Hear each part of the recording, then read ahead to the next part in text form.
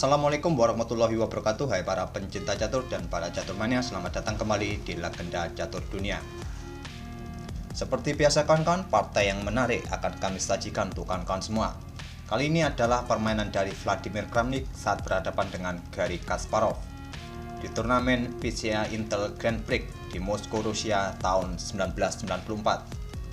Saat itu Vladimir Kramnik masih berusia 19 tahun, sedangkan Garry Kasparov sudah berusia 31 tahun. Permainan ini diawali oleh Vladimir Kramnik memainkan kuda F3, kuda F6, balas Kasparov, dan pion C4. Kramnik bermain dengan English opening, pion G6, kuda C3, gajah G7, pion E4, dan pion D6. Terlihat Kasparov memainkan King's Indian Defense. Tentu saja, langkah yang umum atau langkah yang cukup populer menjadi pilihan Vladimir Kramnik dengan pion D4. Kasparov rokade pendek, Kramnik melanjutkan pengembangan gajah petak terangnya ke E2 dan pion E5. Lanjut Kasparov langsung menantang pion pusat putih. Tantangan ditolak oleh Kramnik mendorong pionnya ke D5, bermain dengan variasi Petrosian System, menjaga petak pusat agar tetap tertutup dan mendapatkan penguasaan di area pertahanan hitam, khususnya di petak C6 serta petak E6. Dan biasanya kawan-kawan, dengan variasi ini di beberapa langkah selanjutnya akan diikuti permainan pion di sayap menteri. Tapi coba kita mundur sejenak kawan-kawan. Apabila di posisi seperti ini kawan-kawan terjadi pertukaran pion di petak pusat, maka variasinya mungkin akan terjadi seperti ini. Walaupun dengan variasi ini, kedudukan masih atau posisi masih tetap berimbang. Oke, kita kembali ke permainan kawan-kawan. Kramnik memainkan pion D5 bermain dengan Petron System. Kasparov melanjutkan kuda B ke D7, berniat lompat kembali untuk menempati petak C5. Dihadang dengan gajah di E3. Kuda lompat ke G4 menyerang gajah, gajah ke G5 berbalik menyerang menteri. Ditutup dengan pion F6, gajah mundur ke H4, dan pion H5. Lanjut Kasparov berniat menjebak gajah di langkah berikutnya dengan pion G5 serta diikuti dengan pion H4. Kramnik mengantisipasinya dengan melangkahkan kuda ke D2. Dan apabila hitam mencoba untuk meneruskan rencananya menjebak gajah putih dengan pion G5, gajah mundur ke G3, pion H4, putih akan pukul kuda dengan gajah. Setelah pion pukul gajah putih akan meneruskan langkah ke E6 skak.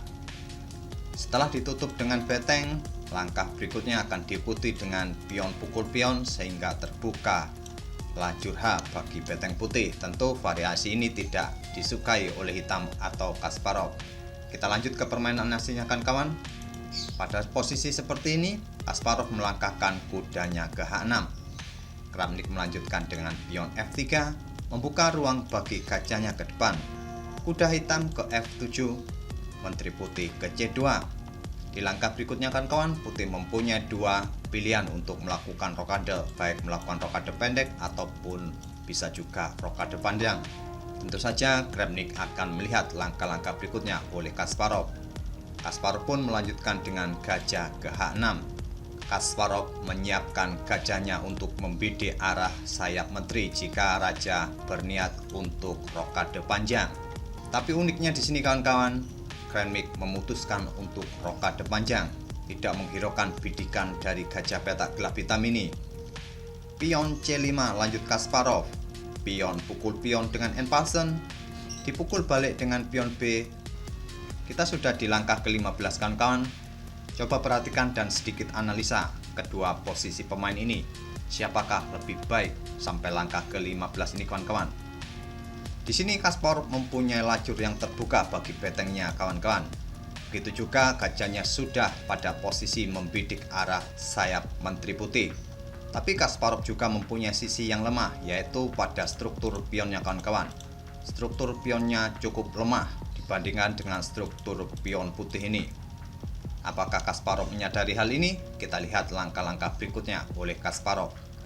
Permainan dilanjutkan oleh Kramnik menggeser rajanya ke B1 menghindari pimpinan dari gajah hitam. Pion A5 balas Kasparov, Kuda ke A4 menghentikan langkah pion di lajur A ini dan pion C5. Kasparov menghentikan langkah pion putih di lajur C ini. Kuda ke C3, gajah ke E3, kuda ke D5, dan gajah ke D4. Lihatlah posisi gajah ini kawan-kawan. Terlihat cukup nyaman di posisinya di peta D4 ini dengan dukungan dari dua pionnya.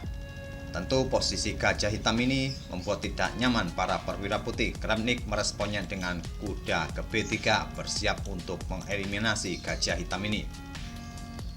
Kasparov melanjutkan gajah ke B7, kuda pukul gajah, pion pukul kuda, pion F4, beteng hitam bergeser ke B8, beteng putih bergeser ke F1, dan kuda ke H6. Lanjut Kasparov untuk membantu mengontrol peta F5.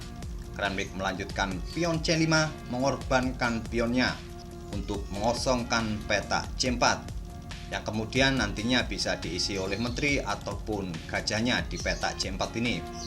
Pengorbanan ditolak oleh Kasparov. Kasparov memilih gajah pukul kuda. Setelah pion pukul gajah, terbuka diagonal bagi menteri putih untuk mengincar atau membidik pion G6. Akan tetapi diagonal ini sudah tidak bisa dimanfaatkan lagi oleh menteri ataupun gajah di langkah berikutnya. Di sini Kasparov meresponnya dengan kuda ke F5, menutup diagonal bagi menteri untuk membidik pionnya, sekaligus memberikan ancaman pada gajah putih di peta H4 ini. Yang menariknya kawan-kawan, di langkah berikutnya ini Kramnik kembali menawarkan pengorbanan, kali ini gajahnya. Dia memilih pion F pukul pion E5. Kasparov pun menerima tawaran pengorbanan gajah putih ini, kuda pukul gajah. Sekaligus langkah kuda pukul gajah ini melindungi pionnya di peta G6 ini, sehingga dia tidak perlu khawatir ancaman dari menteri putih ini.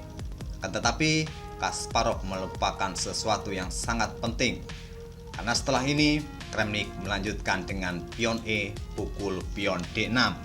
Kramnik mengorbankan gajahnya untuk mendapatkan dua pion hitam, dan coba lihat kawan-kawan para pion putih ini. Saya rasa para pion ini akan menyulitkan Kasparov di langkah-langkah berikutnya. Permainan dilanjutkan oleh Kasparov, kuda ke E5, beteng pukul pion, kuda ke F5 mengancam beteng. Sekali lagi Kramnik menunjukkan langkah yang luar biasa, melakukan pertukaran perwira dengan beteng pukul kuda. Pion pukul beteng, menteri pukul pion. Sekarang posisi putih jauh lebih unggul daripada hitam. Walaupun kalah kualitas perwira, tapi putih unggul 4 pion atas hitam.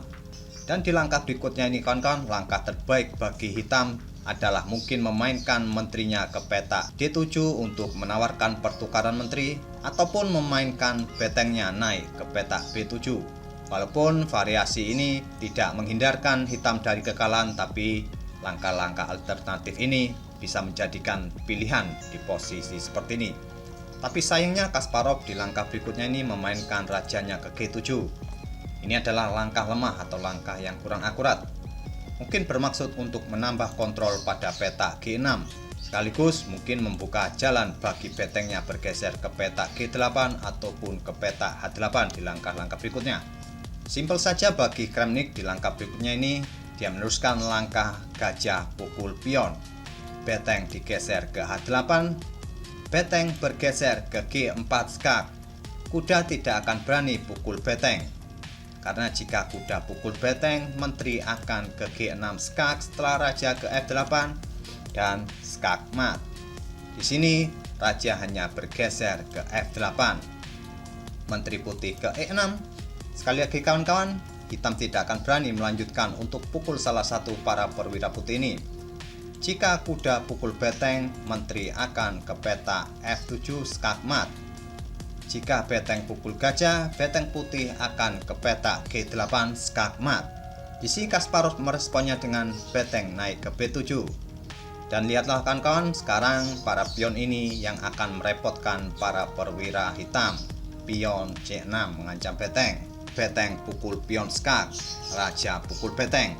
Berharap Kasparov di langkah berikutnya akan melakukan skak berulang kali sehingga mengharapkan remis. Menteri ke B6 skak, raja ke A3, menteri ke C5 skak, raja ke A4, menteri ke C2 skak, raja ke B5. Kramnik memutuskan tidak pukul pion A5 ini kawan-kawan. Walaupun sebetulnya tidak ada masalah jika putih atau raja putih pukul pion ini. Kasparov melanjutkan menteri ke B2 skak, raja ke A6, menteri ke E2 skak, raja ke B7, beteng ke H7 skak, ditutup dengan pion D7. Di sini Kasparov memutuskan untuk menyerah. Sebuah permainan yang luar biasa kawan-kawan ditunjukkan oleh Vladimir Kramnik ini yang waktu itu masih berusia 19 tahun, mengalahkan sang juara dunia Garry Kasparov. Saya rasa tidak perlu saya lanjutkan lagi kawan-kawan analisa lanjutan. Apabila permainan tetap dilanjutkan, kawan-kawan bisa lanjutkan sendiri otak-atik variasi-variasi yang mungkin terjadi apabila permainan akan tetap dilanjutkan. Semoga permainan ini bisa menghibur dan memberikan inspirasi. Sampai bertemu di video-video berikutnya. Wassalamualaikum warahmatullahi wabarakatuh.